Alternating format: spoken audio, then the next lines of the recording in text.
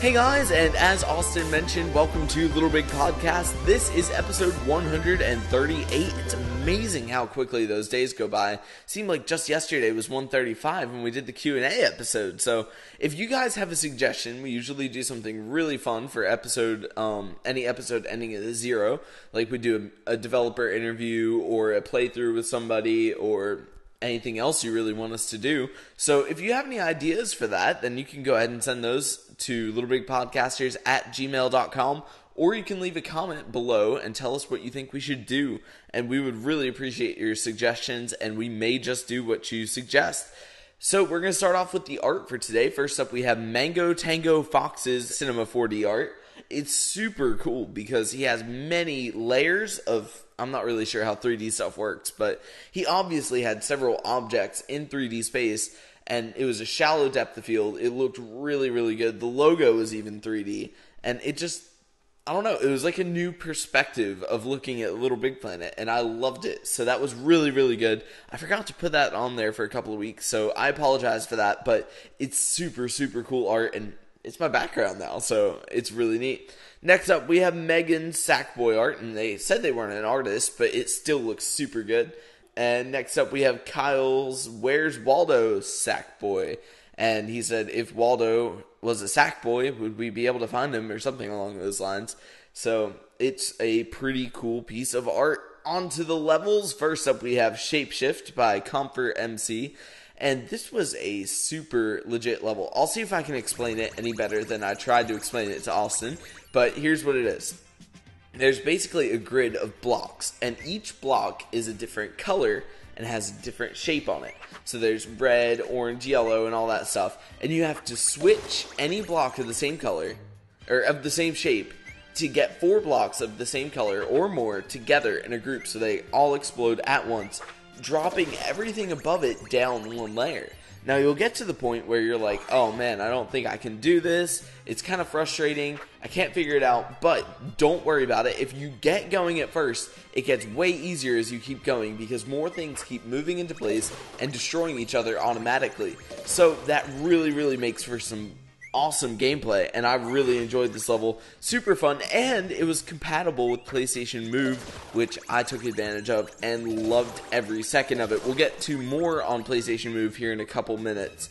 Next up, we have Cosmos of a Better Tomorrow, and I can never say that word right, but I think I might have that time.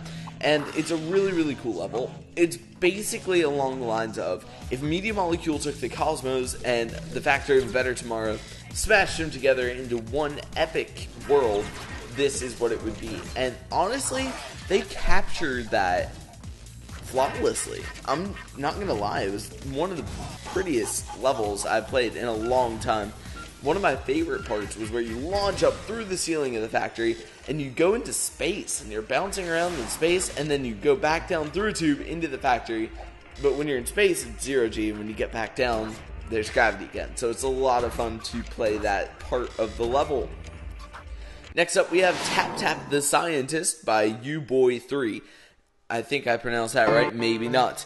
But it's really cool because it's like the game Tap Tap whatever it is, where you click the notes as they come down. It's a rhythm-based music game kind of thing, and honestly, I loved it. It's just that calming piano music, and I adore that song. I can play it on piano, so that just made it even cooler. And it was quite challenging, so it was a lot of fun, and I want to see more music rhythm-based levels because they are so much fun, and it seems like people just don't do many of them. So if you want to do that, please, please, please do so. I love these kind of levels, and it's really cool now that you can even implement move support, like you have to move the move and click the right button on the other controller. That'd be great. So just go ahead and start making some more rhythm music levels, please, but not too many to the point where it's spam, because that would be no fun.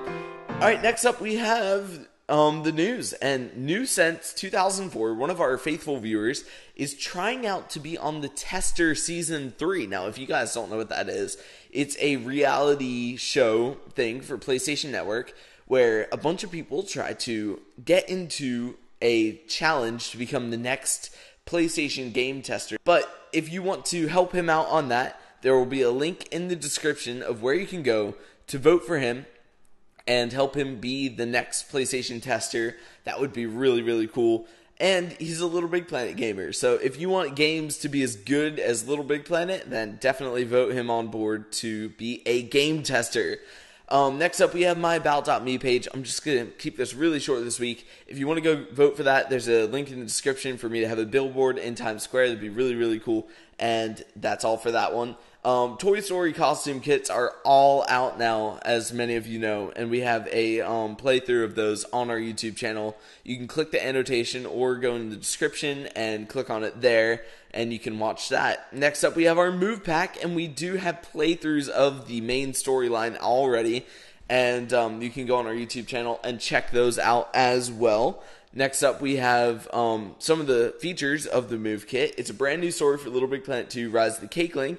It has 14 levels, a new power-up for Sackboy, the Brain Crane, 3 new gadgets, which are the PlayStation Move Movinator, the Move Recorder, and the Paint Tool. The Paint Tool is phenomenal. I got to mess with that. I think the day it came out, and I had already made some noob artwork, and it actually looked pretty good. So it's a very easy to use tool once you get the hang of it, really, and I absolutely love it. And next up, we have 4 interactive music tracks, 8 music sequencer tracks, and those sound incredible. You would not believe how much, like, I don't know, it sounds very realistic, so I can't wait to hear what people make with those new instruments.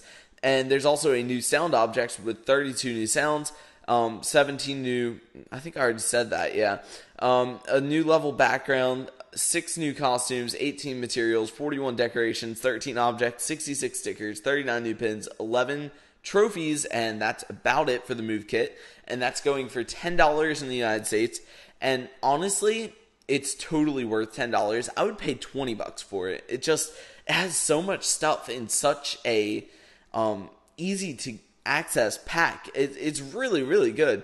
The levels are phenomenal. If you click on the annotation to watch those, you will be blown away by the quality of these levels. They are, I think, better than the LBP2 storyline, just because of all the new stuff that they have implemented. If you don't have a PlayStation Move controller, then you can pick one up for fairly cheap. I think GameStop is having a sale on PlayStation Move controllers, actually.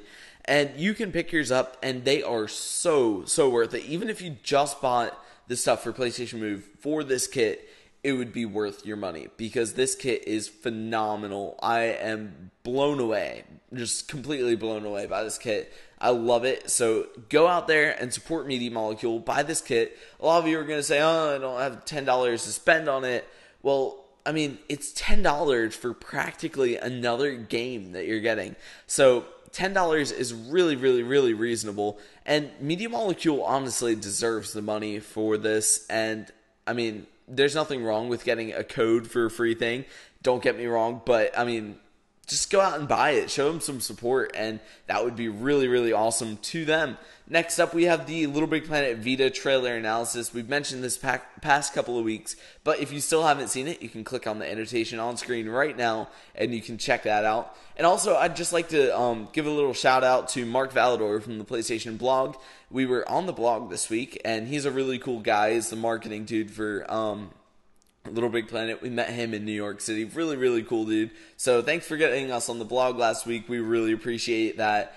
Totally helped out the numbers. So thanks a lot for that. And I guess that's it for this week. Hopefully we can have Austin formally on the show next week. That was going to work out for this time, but the connection was a little slow and it was a little laggy, so that didn't quite work out. But hopefully next week we'll have all the wrinkles ironed out of the system, if that's how you say stuff. I don't really know. I don't really know many of those metaphor things. But anyway, yeah, that's all we got for this week. So I will see you guys next week. Goodbye.